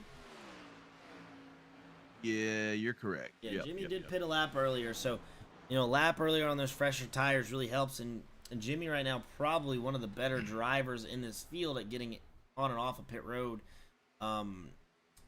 Nevertheless, he has the lead, and same thing with Adam Lancaster. I believe Adam Lancaster also pitted on the same lap as Jimmy Allen. They both pitted on lap 99, so they're sitting in a pretty good position. And now let's take note of Matt Grenier. We had talked about Matt Grenier, how he was on maybe a different strategy. I don't know how this is going to work out because it seems like no one's been able to really make it on fuel, at least as long as Matt Grenier had on that last stage. But he also had a caution. 2 cautions, that is. So his lead is diminishing by about 0.3 of a second right now. But as the run goes on, those numbers are going to get lower and lower and lower. But if he's really backing his pace up right now, he needs to go now before they get any closer. Once they get to under a second, he's in trouble. Yeah. And again, to save fuel, you would want to be on the bottom of the track, take the shortest way around the circuit. But Jimmy Allen, almost a second quicker the last time by. So yeah, Matt Grenier is. God, I hope that those tires fall off quick. If I was Matt and I had another set of tires, I would go right now. I would go take them right now. I wouldn't wait any longer. If I've got another set and I've made it work out the way that however he's made this work out, I would go right now and just get them. You see, I feel like if I was Matt Grenier, which I wouldn't be because this is an absurd strategy, but again, we like the different strategies. I would hold off those tires because at this point, if Matt Grenier gets a caution, he's the only car on track that has tires left. And if you that's true. If you have, 15, 20 lap fresher tires, he's going to be the only one able to roll the inside and the outside very easily. So I think he's just put himself in a box where he's either going to fall back outside the top 5, or come get your tires while you're still able to have a shot at the lead. Because like right now, if you 20 to go, you come and get tires, you've got time to chase these guys back down and go. Yeah, absolutely. And, as of now, Matt Grenier's in 3rd place. He was really far up there before he decided to go off on the strategy. So I don't really think it's going to help him in the long run. That's a possibility. I mean, he probably should have pitted when he had the big lead. Absolutely. I think Matt Grenier should have, pitted when everyone else pitted. I agree. Caution. I think, it's just really, really hard to, save fuel for so long, but it's hard to save fuel when you're not really, like when you're really stretching it compared to, I mean, usually you can stretch it a little bit, maybe like, a couple laps. Yeah, like if you stretch it a couple laps, then you can make it work. But when you have to stretch it, as long as he did, 7 or 8 laps, it's just you're too far off pace, and the tires, his tires were what, 15, 16, he's on 17 laps, so he's got 8 lap older tires than everybody else right now. So that's hurting him a lot. So well, and he also has to go. I mean, he pitted on lap 91, so out of that he had to go 33 laps. Yeah. Yeah, I mean that's 9:25, so it's like 34, 35 laps for him at least. I just don't. There he is. He's coming now. He just called it. Yeah. I think he's waited too late. I think he should have came earlier. Yeah, and like I said, at this point, he really, if anything, he was just hoping to get a caution. Yeah, that's really what he needed. And if he'd have got a caution, he would have been in a great place. But even still, if a caution comes out, he's still going to have fresher tires. 10 lap, 11 lap fresher than Jimmy, 12 lap fresher than Caustic, but basically 10 laps than everybody else. The problem is that he's going to be a lap down. And the battle right now is on for 1st and 3rd. Adam Lancaster on the inside of David Farmer. David Farmer made the pass, and Adam Lancaster tried to do a crossover. I'm not going to make it work. And the battle for the lead is heating up, though. Jim Ott up to, well, he's been in really 2nd and 1st a lot this race, but he has caught Jimmy Allen. And, Jimmy Allen right now, the reason why he is in the lead is because of his excellent pit stops. And, pit stops really mean a lot, especially in these, more endurance races, and not like, endurance time races, but races where it relies on long runs and pitting under green flag. It's that quick entry he had. Yeah, he's just so he's so loose and he's so like on the edge aggressive. Of wrecking, but he makes it work very well. And then, that's what you got to do. And if you look at pro drivers, that's exactly what they do. Now the other thing though for Jimmy is that he's on a lap older tires. Mm-hmm. He maybe drives a little bit more aggressively than Jim Ott, but Jim Ott Jim also has a little bit actually- of damage. So, Jim actually had a 1.1 second faster time at stop as far as the stop goes. His was a 13.6 to Jimmy's 14.7. But where Jimmy made up his time was on that entry, like we were talking about, being so aggressive, coming in sideways and getting that extra mile an hour. yeah, and Jim Now Ott he's squeezing his squeezing nose. Jim. And this is the Jim and Jimmy show. Battle for the lead right now. Jim Ott, crossover move on the bottom. He's gonna be there. He's gonna pack a little bit of air on that car, side by side. Maybe Jimmy Allen has a little bit of damage. Gonna make him a little bit tight. Jimmy's gonna pinch him. Jim Ott has to turn down the track, side by side off of turn 4. Drag racing. Absolutely, and one car that's loving this is David Farmer. David Farmer really closing the gap right now up to third. Jim Ott, though, not going to be able to clear him here as Jimmy Allen really drives it in on that top, and that's what I'm saying. The top is so good He's in 1 not and 2. going to make it easy to pass, man. I'm telling you. That's how he is not going to let this guy by if he doesn't have to. Yeah, no. And, He's going to put Jim in a situation where he's going to either wreck them both out or, Jim's going to wreck him or something. That's just how he drives, man. He's very aggressive like that. Well, and if you're Jim Ott here, you have to force him into a mistake. We've seen the 99 into the wall tonight already. And that's what you're going to have to do here, is that you're just going to have to drive and wait for a mistake. And right now what Jim Ott's doing, this is really going to hurt that right front tire by pulling the car down the track to try to get underneath them. It's not going to work. And Jimmy knows that. Yeah, and if you're Jim Ott, here's the thing, is that you know that you're not going to get the top of the track from Jimmy Allen. So, I mean, what corner do you try to go low in? 1 and 2... it just is a little bit flatter, so it's a little bit harder to make the bottom work. 3 and 4, you could definitely make it work, but, if you really gas it up, again, that exit wall comes up so quick, and, Jim Ott right now, even though he has a lap fresher tires, I think is really starting to use up his stuff. But one guy who is, really just making his way up there right now, you got to watch out for that 84. 10 laps Farmer's to go. loving it. And he's 2-3 tenths quicker than both of these guys each lap right now, so, we got a 3-horse race right now for this win. And if they all wreck, Adam Lancaster's not too far behind. Lap times are starting to equalize between Jimmy and Jim. Yeah, But, absolutely. once again, you see Dave about a tenth and a half right there was what he was. And Jim Ott with a quicker, yeah. really good run right here. Big run. Jimmy Allen actually just got very loose, or very tight. And they're Super man. tight right there.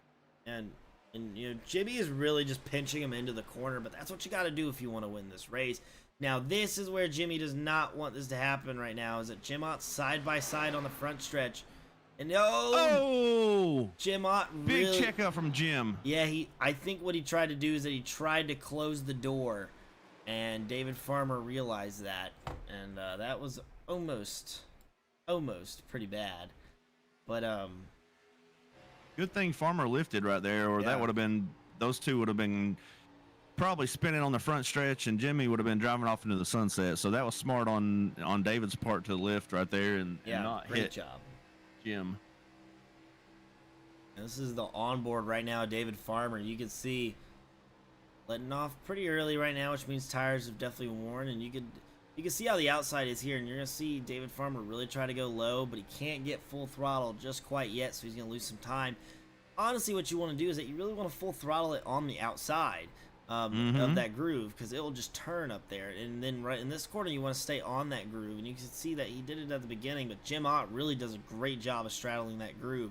And if you turn down too early off of turn 4, again, you really turn right off. Like, that wall comes up so quick. I literally cannot exaggerate that enough. No, And, you're right. It's very misleading. Very deceptive.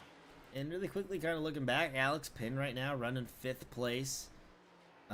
Mike Kostek right now in 6th place, battling with Matt Grenier, who's a lap down. Look at Justin Ray. He has fresh tires. If Justin Ray gets a caution, he'd be pretty good. But Justin Ray right now in 7th, catching Mike Kostek right now. It's a battle for 6th. Right behind them is Daniel Cunningham. Sean Kostritza, again, a very solid night for this 46 car.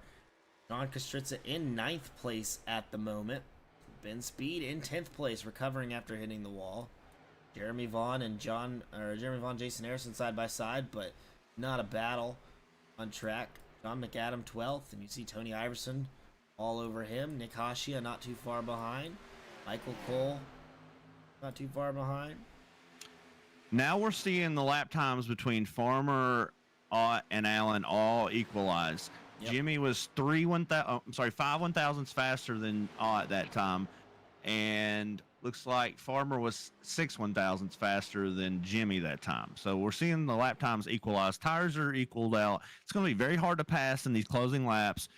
We're going to see somebody either be very aggressive and make a move on the white, or we're going to see it finish basically the way it is, I feel like. And another thing, too, that's not really accounted for is that even though it is a sim, there definitely is a little bit of dirty air. And that dirty air is kind of like a draft. And that draft really sucks you in the corner. But it's like, you can see Jim Ott kind of get tight in entry. It really makes you overdrive the entry of the corner. And, right now, I think Jimmy Allen is just in a very good position to the point where there's nothing that really Jim Ott can do. The only thing that Jim Ott could do is hope that David Farmer gets a good enough run to push him to Jimmy Allen's bumper.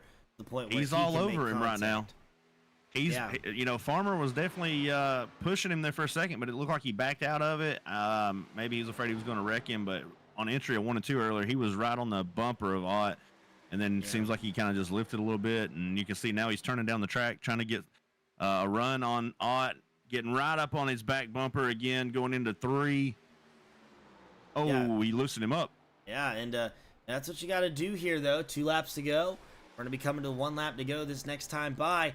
And David Farmer, if you're him, you want these two to get side by side. You want that contact to happen, and you take advantage of that contact. But the white flag's out here at Kansas. 3 cars under a blanket right now. You see David Farmer is just going to get underneath Jim Ott, and that's not really going to help him.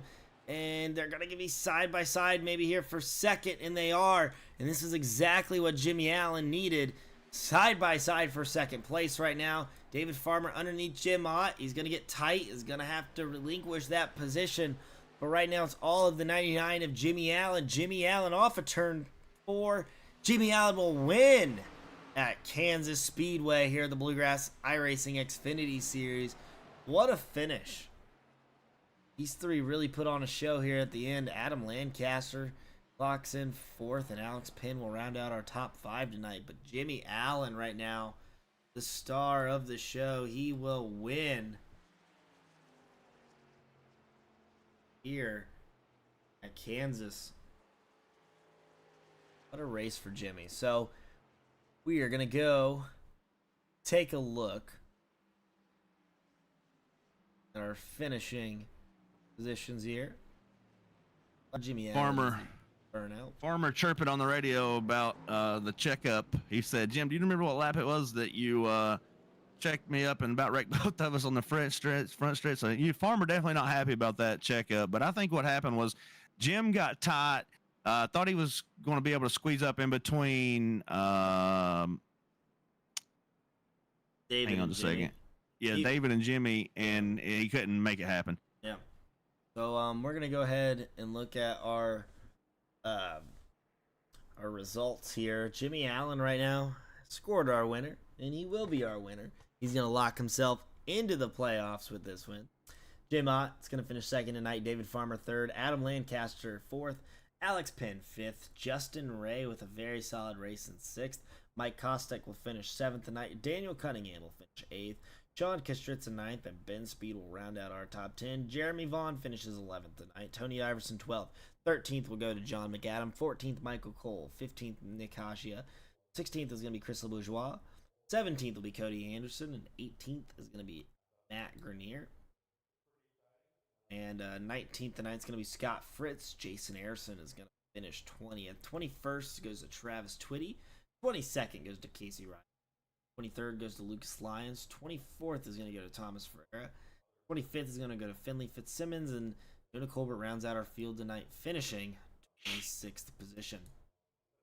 So we're going to really quickly take a break, and we will get our top 3 rounded up, and we will get a word from all 3 of them. So we will be back in a moment.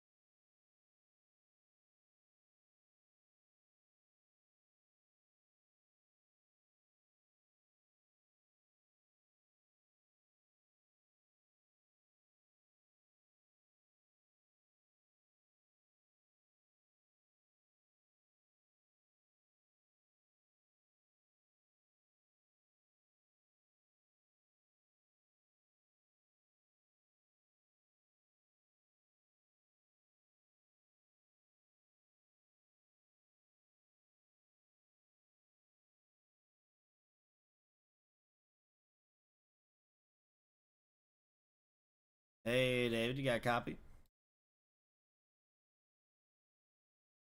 Yep, you guys hear me? David Farmer.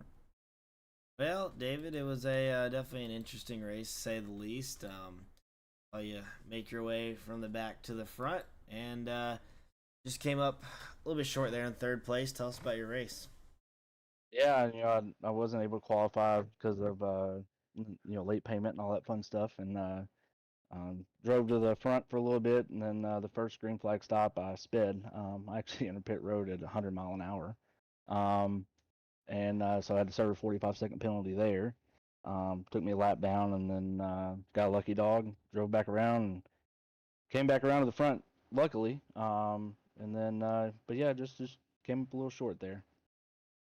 Well, definitely saw you there at the end. Got checked up a little bit by the 4 car. It looked like maybe he tried to squeeze into a gap that wasn't quite there, maybe. But it looked pretty hard to pass once the tires started to even out. So tell us about those last few laps and what was going through your head and what you probably needed to happen to get. Yeah, I knew coming out that everybody in front of me, I felt like anyways they were going to push pretty hard. So I was going to try my best to save, at least for the first 7 or 8 laps, just to try to get an advantage. And of course, you saw I ended up having an advantage.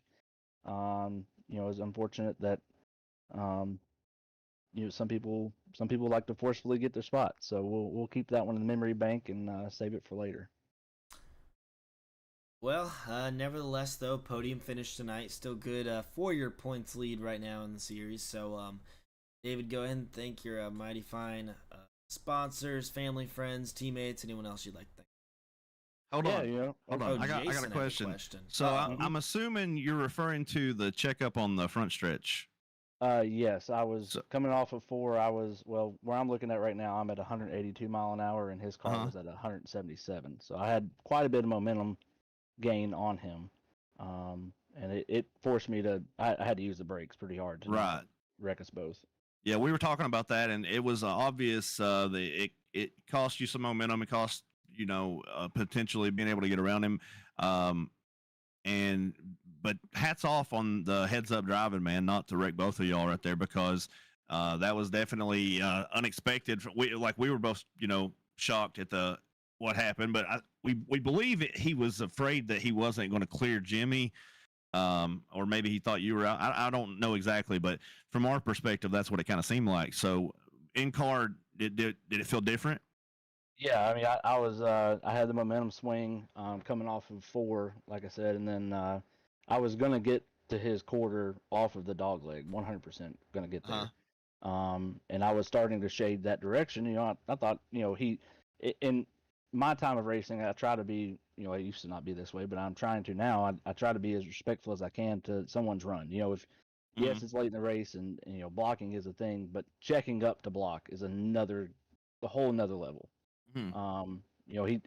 It forcibly dropped me down 10 mile an hour. It took 10 mile an hour off my car from the time I hit the brakes, and I even got into him a little bit Mm-hmm. to get slowed down. So, but it is what it is. It was a fun race. It was fun battling. It was fun, driving back to the front in this field that's full of guys with all the talent in the world. So Yeah, and we'll you just overcame a lot of adversity, obviously, with the black flag, having to start in the back and then getting the black also, and then going a lap down. And, those cautions after the stage obviously saved your bacon. So, you overcome a lot of adversity tonight. looking a little grim. And then the that one wreck, I think between the 42 and the 01, I don't know how I didn't get involved in that. I was right behind him, and somehow I was able to get turned away from the wall and avoid it. So very Awesome. lucky for the avoidance and all that through the night. But yeah, it was a fun race. I love this track. I love racing with everybody in the series. So hopefully we can carry this momentum into tomorrow night. Awesome. And like Mikey said, thank those sponsors. Yeah, and I thank you guys first and foremost for putting on the broadcast, Jason for putting on the league. It's become a staple in my weekly nights. When we're not racing, I miss it. So thank you guys so much for that. I want to thank the cornerstone sponsors, Aerial Pros of WNC, Function Junction Smoke Shop, GG's of Waynesville, North Carolina, Mountain View Detailing, and Waynesville Tire. Thank all my friends and family, my wife and kids. They're on vacation right now without me, so I was able to get a little more practice time than normal. But thank them for always supporting me and let me play with my hobbies. All right, congratulations on your third place finish. We'll see you next week. Thanks, guys. Have a good one. All right, and then I believe Jason has caught up with our second place finisher tonight, Jim Ott. Hey, Jim, this is Jason in the booth. You got a copy? Yeah, I got you, Jason. So me and Mikey were just talking to Dave, and he was going on about the checkup on the front stretch. So I want to go ahead and give you a chance to give us your side of that and what happened, and maybe set the record straight or clear the air. Yeah, I heard Dave come over the radio with a comment. Wasn't sure what it meant, but I think he's referring to the front stretch when just trying to get back in line and follow the 99. I mean, I probably could have given him a little more advance there on the outside, but I lose that spot. I lose P2. So, sorry if he's got any ill feelings towards it, but, nothing intentional, just trying to get back in line. Right. Other than that, you seem to had a really, really good battle with the 99 there for a while, trying to get around him. Tell us a little bit about that and how tough it really is to get around Jimmy Allen. Yeah, he had a hell of a strategy getting in a lap before me, and I think that was the key tonight. He had 1 lap fresher tires, and that 1 lap got ahead of me in the pits. So, he ran a really clean 25 laps there to the end, and he didn't make a mistake. And I just didn't have enough momentum on the bottom to really make a pass. So, hats off to him. He did a hell of a job. Yeah, you both were running really well. You seemed like you're up front most of the night there after the stage and everything. I think you both had a little bit of damage. Did you get in the wall at some point? Oh, no damage. I mean, I've been close all night, and you kind of have to be here. But no, car was clean and ran a really good race. Oh, I guess it was just Jimmy's car then that had the right front. But yeah, it was a good race to watch. Really good job by both of you guys. It was really fun and entertaining to be up here calling it with Mikey. And Mikey, you got any questions for Jim? No, I will say though that I do like the answer. Yeah, just trying to get back into line. You know what? That was the answer I was hoping for. Because it was awesome racing, and I think that late in the run, you've got to take what you have, and may turn out not exactly how you want it, but nevertheless, second place finish, and 6th right now in the points, but you have a win, so you have nothing really to lose. You're just trying to get those wins off. But other than that, very solid race from you tonight, Jim. And really have any other questions? You drove pretty flawless up until there. Yeah, lastly, Dave, just, no, again, ill intentions. I've got utmost respect for a lot of these guys in here. Raced with them already in the season, so I got a good idea of who's who and how they race. And I try to return, basically how they race me, I race them, and I've got no issue with Dave whatsoever. All right, you want to go ahead and thank those fine sponsors and everybody that makes it happen behind the scenes for you, man. Yeah, absolutely, man. I appreciate you, man, Jason. You do a hell of a job up there, and no BS. It's fun having you, have call all the races you do, and it just keeps it exciting and competitive. But yeah, all the family and friends are watching, and appreciate Mikey being in the booth as well. All right, man. We appreciate you. All right, thanks, guys. All right, guys. That was Jim Ott, P2 tonight. Mikey's going to catch up with our race winner, Jimmy Allen. Hey, Jimmy. You got a copy? Yeah, can you hear me? Yeah, we can hear you just fine. Well, you were able to go out there, pick up the win. I've got to say, some of the better pit entries that I've seen in the league were made by you tonight. You were able to get on and off pit roads so smoothly. And, with your strategy of pitting a lap earlier than Jim Ott and the others, you were able to get that track position, hold them off, and win this race. So, you looked really good on that outside. And you even had, I think, maybe a little bit of damage early on that you had to get fixed after the stage break. So, tell us about your race there, Jimmy. Yeah, I drove into the wall going into one while leading early in the race, so I decided to give up the track position and get it fixed. Still a little bit there, which really made me kind of work the right front a little bit harder than I wanted to early in the runs. So I just didn't have as much as those guys did. But I knew I wanted to pit a lap before Jim did, because I thought I can get on and off pit road really good, and I thought I could at least jump him on that, and then I could hold him off. So I came out a little bit further ahead than I thought I would, and I actually thought it was going to be kind of smooth sailing, but he was able to run me down really, really quick. I still don't know how to run turn 3 and 4 here. I ran 3 and 4 good one time, and that was in qualifying. But really, really fun race. I hope it was as fun to watch as it was to race in, and so good Yeah. time. It was an absolute blast to watch. We were watching that battle between you and Jim, and I made a comment earlier. I've seen you run with us for several seasons before. I know you're a tough man to pass, and having that trust to put it right down there on a guy's door like you were doing, and trust that he's not going to come up into you, man. That's a lot of faith. But you showed that you had the faith in Jim not to be dirty and wash up into you, and I think that's a big testament to both you guys as drivers. So hats off to you. I just want to throw that in there. Sorry to interrupt, Mikey. Oh, you're all good. I was actually about to ask if you had any inquiries, but that was it. So, Jimmy, I gotta say now you are locked into the playoffs. And you've been so fast to start off this season, whether or not it's worked out for you. You now have a win. You're good for the rest of the regular season. What does this do for you looking forward now? It makes it a little less stressful to race. I left PA this morning, drove 600 miles to get home to run this race, and Jason does a good job, and everybody at Bluegrass does a good job putting this on. And so I just enjoy running this league. I've managed to shoot myself in the foot every race this year, and knock myself out of contention. Almost did it again tonight. So got lucky with a couple of those cautions right after the stage break. So, but I want to thank Jason, thank Bluegrass, thank my wife for watching the baby tonight as I do this, and see you guys next week. All right. Congratulations, and again, we'll see you next week. Thanks, Jimmy. See you guys. Thank you, guys. Hey, buddy.